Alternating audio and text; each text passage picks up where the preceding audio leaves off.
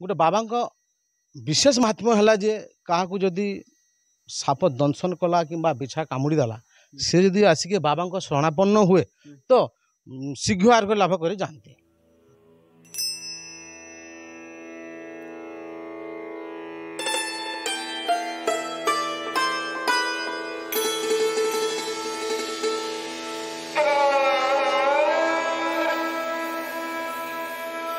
नमस्कार दर्शक बंधु मु शंभुनाथ आपण मानकु न्यूज 18 लोकल को स्वागत करुछि। आमे भी राज्यर एक चर्चित शैवपीठ रे रहिछु।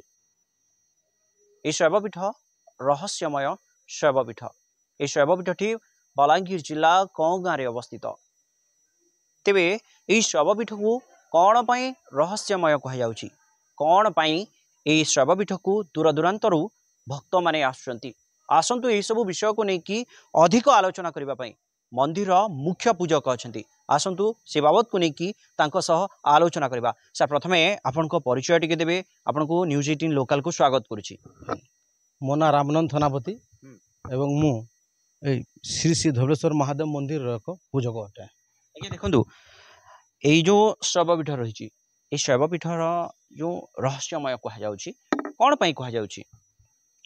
प्रथम कथा है जिते बेले एठी पाटना शासन पाटना स्टेट शासन थिला माने 1159 रु 1211 मध्य एवं पाटना स्टेट महाराज से रमेदेव शासन करते एवं से शासन काल जो तांकर जो 8टी गड़ थिला ए कोगा गड़टा प्रमुख थिला।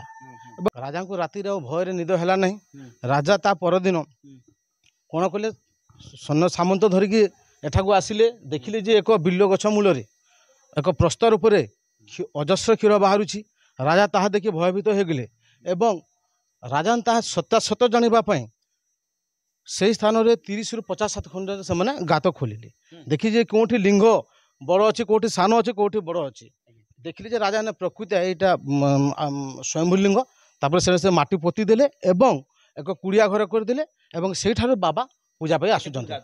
आपण आज आसुचंती आपण कोन मागिथिले आउ आपण आगुर भी जदि केबे आसुचंती पूरण होईछि कि केबे।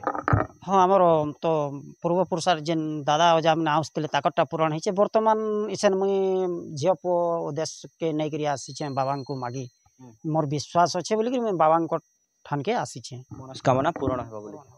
धन्यवाद। आम सह अधिक आलोचना करथिले आपण माने देखि परथिले एटा राज्यर चर्चित शैवपीठ जोटा कि बलांगीर जिला कौ गाँव रे अवस्थित रहिछि।